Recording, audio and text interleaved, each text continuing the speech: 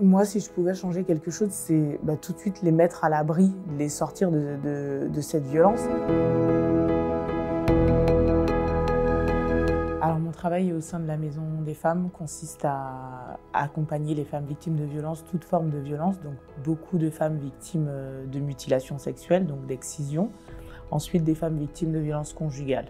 Donc moi, mon travail, c'est d'évaluer un peu la situation sociale, à quel point la personne est empêchée dans ses droits, par exemple, puisqu'on retrouve beaucoup dans les situations de violence conjugale des femmes qui ne connaissent pas du tout leurs droits, qui ne savent pas quelles sont leurs ressources, est-ce qu'elles ont le RSA, qui sont empêchées. Par exemple, ce matin, j'ai reçu une femme qui ne peut pas s'inscrire dans une démarche d'insertion professionnelle parce que son mari l'en empêche.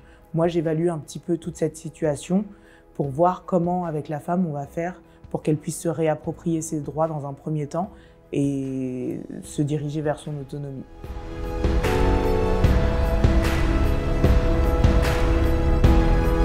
Alors le fait que tout soit concentré avec tous les professionnels, justement, c'est un gros atout parce qu'on peut tous travailler ensemble et montrer à la femme qu'on est mobilisé pour sa situation. Elle n'a pas besoin de se rendre dans 10 lieux différents pour raconter 10 fois la même problématique.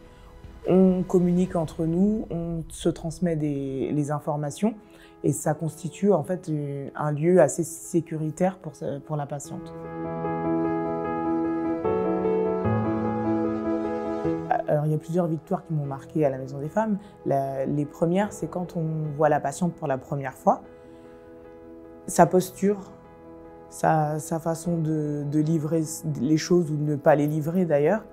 Et quand les situations commencent à évoluer par rapport à tout le suivi qu'elle peut avoir à la Maison des Femmes, déjà la posture change, il y a des sourires, il y a des choses qui ont beaucoup avancé. Déjà, rien que le fait de changer de posture, ça c'est déjà une victoire. On sait qu'il y a de l'avancement quelque part et donc ça fait plaisir, on sait que le travail a été efficient.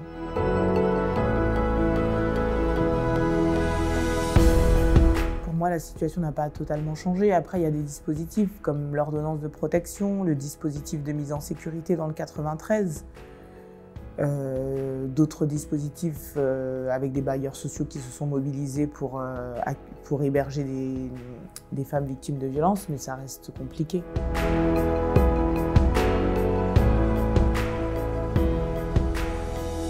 Moi, si je pouvais changer quelque chose, c'est tout de suite les mettre à l'abri, les sortir de cette violence, parce qu'on le sait, la situation aujourd'hui au regard du logement et de l'hébergement est très compliquée.